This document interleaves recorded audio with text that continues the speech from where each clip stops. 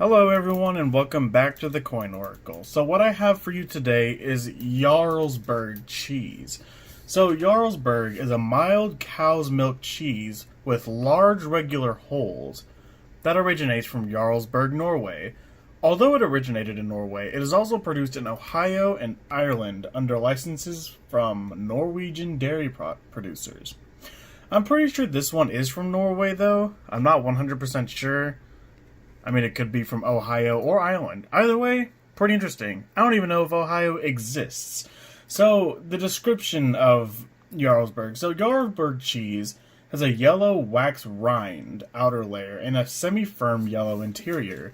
So, the rind has been swiftly taken off, and I did a very good job of that. And it is a mild buttery cheese, just like the last cheese we reviewed. The flavor has been described as clean and rich with a slightly sweet and nutty flavor. It is an all-purpose cheese used for both cooking and eating as a snack. It has a characteristic smooth, shiny yellow body and a creamy, supple texture. It is aged a minimum of 3 months and is distinguished by medium to large holes, as you can see here. So, some variations are aged a minimum of 9, 12, or 15 months. It is usually produced in 10 kilogram wheels with an approximate diameter of 330 millimeters and a height of 95 to 105 millimeters. The characteristic holes, or eyes, are the result of the action of the bacteria, I can't even pronounce that, I'll put it in the video, which naturally occurs in milk and is added back into the cheese during production, according to a closely guarded secret formula. So, the history. The history of this cheese can be traced back to the middle 1850s. Anders Larkin Bach, from 1815 and 1899, a farmer and pioneer in Norway's dairy industry, produced cheese in the village of Vale, in what was then the country of Jarlsberg, county of Jarlsberg, in Larvik's Amt, now Vestfold, 80 kilometers or 50 miles south of Oslo. The cheese shares similarities with Emmental, introduced to Vestfold by Swiss cheesemakers during the 1830s. The cheese was first noted in the annual county report of Jarlsberg in Larvik's Amt in 1855. After several years of popularity marked by a large volume of production, Jarlsberg disappeared from the market. Modern Jarlsberg cheese was developed in 1956 by Ole Martin Yxgard of the Dairy Institute at the Agricultural University of Norway. Yxgard's interest was sparked by the thesis of a dairy sciences student, Per Sakshag, on the cheese. I don't know these Norway names. They gotta get better names. On the cheese historically made in Vestfold. It was named for a Norwegian nobleman, Count Wedel Jarlsberg, who owned land near Oslo in an area where an earlier version of the cheese was produced in the early 1800s, or for the eponymous county.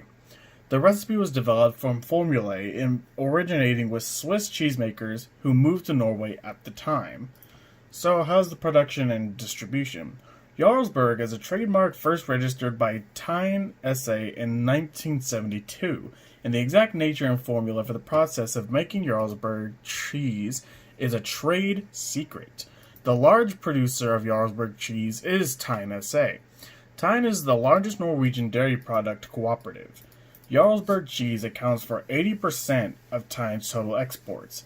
Tyne's United States subsidiary Norseland has sold 150 million 22 pound wheels of Jarlsberg cheese in the U.S. as of 2004. Jarlsberg was introduced in the United States in 1964. Imports to the U.S. in 1965 were 25 million pounds. Since 1979, imports to the U.S. have been limited to 15 million pounds. Jarlsberg is the most popular imported cheese in the U.S. As of 2004, 5 to 10 million pounds of Jarlsberg cheese was made in the U.S. in Ohio. It is also produced in Ireland by Dairygold. And now that's all it for the information of Jarlsberg. Now let's see what they actually have to say in regard to the taste.